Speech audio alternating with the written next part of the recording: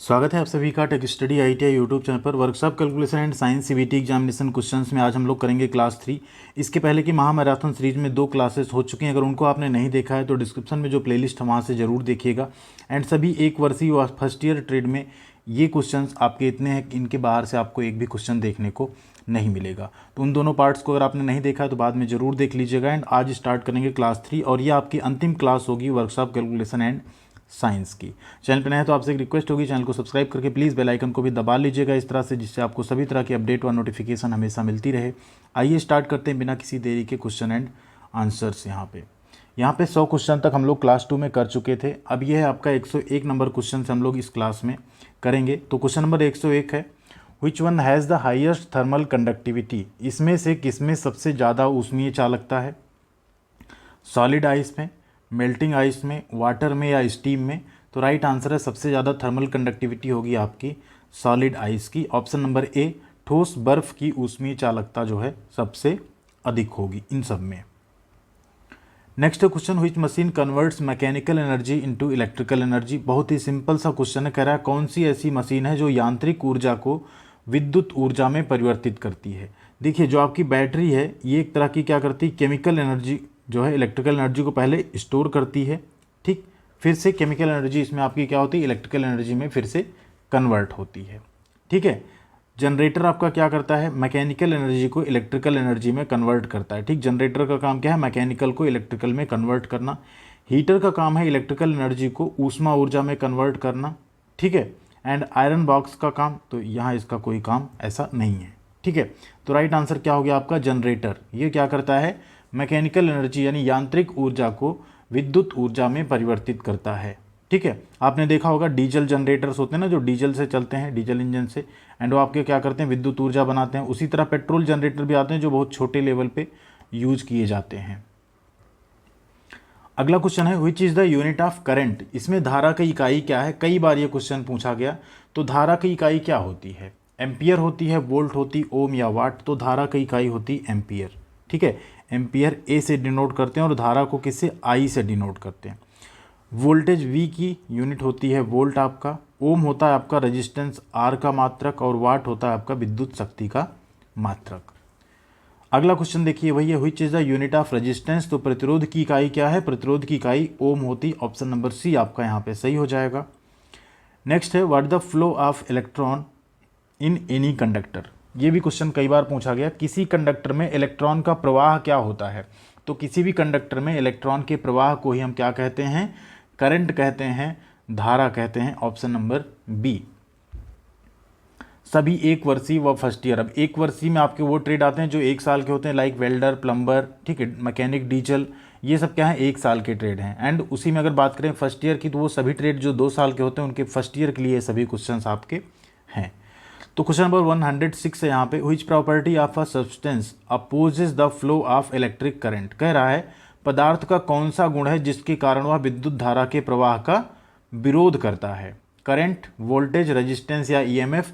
तो रेजिस्टेंस जो प्रतिरोध है ना, यही है आपका जो विद्युत धारा के प्रवाह का विरोध करता है कोई पदार्थ, उसी को हम लोग कहते हैं प्रतिरोध। अगला क्वेश्चन है 107 number, which is a very good conductor. कह रहा है कौन सा बहुत अच्छा कंडक्टर है यहाँ पे। तो कौन सा बहुत अच्छा कंडक्टर है आपका, copper, cast iron, wrought iron या स्टील। तो कॉपर आपका तांबा जो है एक बहुत अच्छा कंडक्टर यानी सुचालक होता है। नेक्स्ट एक क्वेश्चन है यहाँ पे, which statement is correct according to Ohm's law. यहाँ कह रहा है ओम के नियम के अनुसार कौन सा कथन सही है। तो ओम का नियम आपका क्या कहता है, I is directly proportional to V upon R. ठीक है, I is proportional to V upon R, मतलब directly proportional to V and inversely proportional to R, या इसी को हम बनाते हैं V is equal to I R. यही आपका ओम का नियम कहलाता है, जहाँ वी वोल्टेज है, आई धारा और आर क्या है, प्रतिरोध यानी रेजिस्टेंस है। अगला क्वेश्चन है, what the filament resistance if a 6 volt bulb draws a current of 0.5 ampere. यदि 6 वोल्ट का बल्ब 0.5 एम्पियर की धारा खींचता है तो फिलामेंट का प्रतिरोध। अब आर आपको निकालना है, अभी हमने फार्मूला लिखा ना, V is equal to I R. तो आर इज इक्वल टू क्या है, वी अपॉन आई। अब वी कितना दिया यहाँ पे 6 वोल्ट, आई कितना है 0.5 एम्पियर, कितना आ जाएगा 5 12 जा 60। ठीक है, आर का मान कितना आ गया 12 ओम।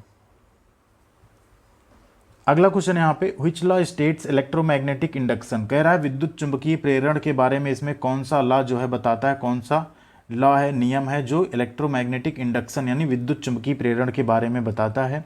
तो विद्युत चुंबकीय प्रेरण के बारे में आपका बताता है फैराडेज लॉ। ठीक है, फैराडे का नियम, ऑप्शन नंबर डी आपका यहाँ पे सही हो जाएगा। अब यहाँ आप पूछेंगे इलेक्ट्रॉनिक मैकेनिक फर्स्ट ईयर का कौन सा, आरएसी फर्स्ट ईयर कौन, फिटर फर्स्ट ईयर कौन, तो ये सभी के लिए जो तीनों महामैराथन की क्लासेस हैं ना, ये सभी ट्रेड के फर्स्ट ईयर के लिए हैं और सभी 1 साल के ट्रेड वाले छात्रों के लिए यहाँ पे बनाई गई है। अगला क्वेश्चन यहाँ पे, what the formula for induced EMF. And please videos अगर आपको चैनल की पसंद आती है तो एक काम आपको करना होगा, वीडियो को करना होगा लाइक और हमें आपको ज्वाइन करना होगा टेलीग्राम पे, जहाँ हम आपको सभी तरह के अपडेट व PDF भी प्रोवाइड करते हैं। क्वेश्चन है what the formula for induced EMF. यहाँ कह रहा है प्रेरित ईएमएफ का सूत्र क्या है, B² L sin theta, BL sin volts, VLV sin volts या B² V sin वोल्ट। यहाँ राइट आंसर है BLV sin थीटा वोल्ट्स। ठीक है, नेक्स्ट है what does EMF stand for. EMF का मतलब क्या होता है, EMF का फुल फॉर्म होता है आपका इलेक्ट्रोमोटिव फोर्स। क्या होता है, electromotive force. Option number B आपका यहाँ पे सही है। नेक्स्ट है यहाँ पे which is the example for dynamically induced EMF। यहाँ कह रहा है गतिशील रूप से प्रेरित EMF का उदाहरण कौन सा है, तो गतिशील रूप से प्रेरित EMF का ही उदाहरण है आपका जनरेटर। ठीक है, कौन सा है, जनरेटर। ऑप्शन नंबर बी आपका है राइट आंसर यहाँ पे। नेक्स्ट है which is the unit of electrical power. विद्युत शक्ति की इकाई कौन सी है, तो वोल्ट आपकी किसकी, वोल्टेज की, ओम रेजिस्टेंस की, वाट यहाँ पे आपकी विद्युत शक्ति की इकाई होती है। ऑप्शन नंबर सी आपका यहाँ पे सही हो जाएगा। अगला क्वेश्चन है what the area of a square whose side is 18 centimetre. एक वर्ग जिसकी भुजा 18 सेंटीमीटर, उसका क्षेत्रफल क्या होगा। ध्यान दीजिए, वर्ग का क्षेत्रफल होता है भुजा का स्क्वायर। क्या होता है, भुजा का स्क्वायर। तो 18 का अगर आप यहाँ पे स्क्वायर कर दें तो जो आएगा 324 सेंटीमीटर स्क्वायर, यही आपका आंसर हो जाएगा। राइट आंसर हो गया आपका option number D, 324 centimetre square. अगला क्वेश्चन है what the side of a square whose area is 625 mm square. अब देखिए यहाँ पे एरिया दे दिया है, तो एरिया बराबर क्या होता है, भुजा का स्क्वायर। एरिया का मान कितना है यहाँ पे 625 mm square is equal to A square. ये आर में यानी भुजा है, तो ए इज इक्वल टू क्या हो जाएगा, √625। √625 का मान क्या होता है 25 mm। 25 50 में या 25 × 25 करेंगे तो कितना आएगा 625 आएगा। तो राइट आंसर कितना हो गया 25 mm। अब यहाँ वर्ग आपका कैसा होगा, वर्ग मतलब जिसकी चारों भुजाएं क्या होंगी, बराबर होंगी। ठीक है, 25 25 25 25, इसे कहते हैं वर्ग। अगला क्वेश्चन है देखिए what the area of a rectangle whose length and breadth are 10 centimetre and 8 centimetre respectively. ध्यान दीजिए, यहाँ पे लेंथ 10 है और चौड़ाई 8 है। ये होता है आपका रेक्टेंगल। ठीक है, जिसकी लंबाई एंड चौड़ाई क्या हो, बराबर भुजाएं ना हो एंड 90 डिग्री का एंगल बनाता हो, आमने सामने की भुजाएं समांतर हो, क्या कहलाता है, आयत कहलाता है, रेक्टेंगल।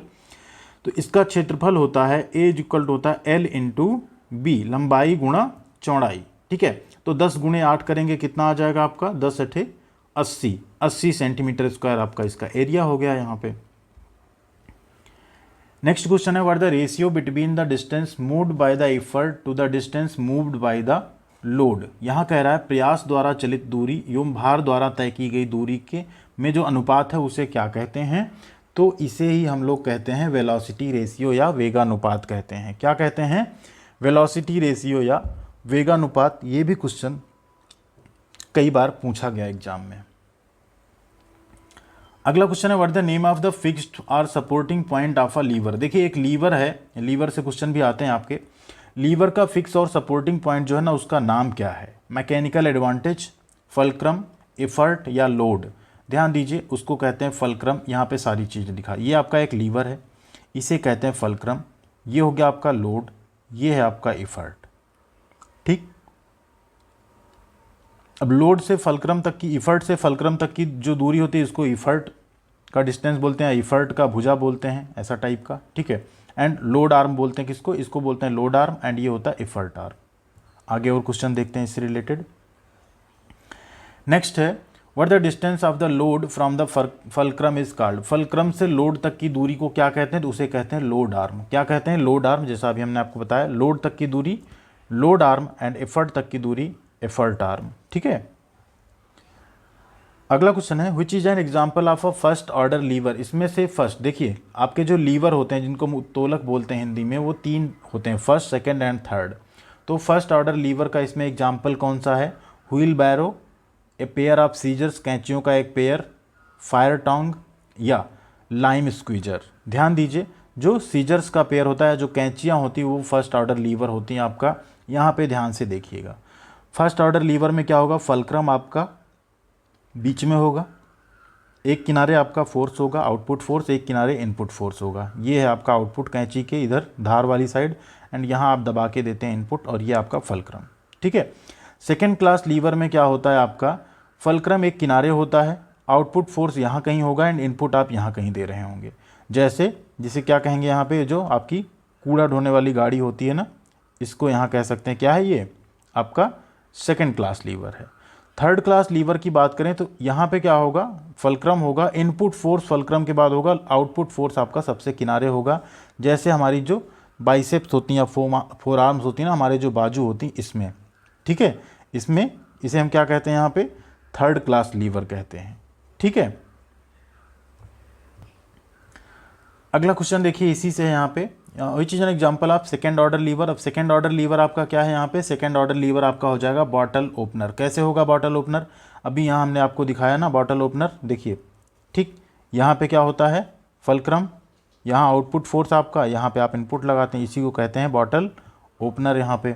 ठीक, नेक्स्ट क्वेश्चन की बात करें तो यहाँ कह रहा है थर्ड ऑर्डर लीवर का एग्जांपल कौन सा है? कॉमन बैलेंस, नॉर्मल तराजू जो होता है, forceps, a pair of scissor तो फर्स्ट ऑर्डर है, लाइम स्क्वीजर। ठीक है, तो यहाँ पे है आपकी फॉरसेप्स जो है, ये थर्ड ऑर्डर लीवर का एग्जांपल है। कौन सी है? ऑप्शन नंबर बी, फॉरसेप्स या हमारी बाइसेप्स या हमारा आर्म्स।